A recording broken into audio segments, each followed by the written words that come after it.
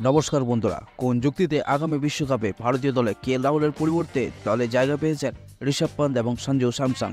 কারণ জানলে আপনিও অবাক হবেন। আসন্ন বিশ্বকাপে ভারতের টিম ম্যানেজমেন্ট দলের মিডল অর্ডার মজবুত করতে চাইছে, যে কারণে লোকেশ রাহুলের বিশ্বকাপ টিমে জায়গা হচ্ছে না। অজিত আগারকর এই প্রসঙ্গে বলেন, রাহুল ভয়ঙ্কর প্লেয়ার, আমরা সকলেই সেটা জানি। আমরা এমন একজনকে খুঁজছিলাম যে মিডল অর্ডারে ব্যাটিং করতে পারে, আর রাহুল টপ অর্ডারে ব্যাট করে। বিশ্বকাপের জন্য 15 জন সদস্যের যে ভারতীয় টিম ঘোষণা করা হয়েছে তাতে ভারসাম্য রাখা হয়েছে বলে দাবি নির্বাচক প্রধানের। লোকেশ রাহুল টপ অর্ডারে ব্যাটিং করেন বলে ভারতের বিশ্বকাপ টিমে উইকেট কিপারের বিকল্প হিসেবে এগিয়ে গেছেন সঞ্জু স্যামসন ও ঋষভ পান্ত। অজিত আগারকর আরও বলেন, 5 নম্বরে ঋষভ পান্ত ব্যাট করে, সঞ্জু পরের দিকে ব্যাট করতে পারে।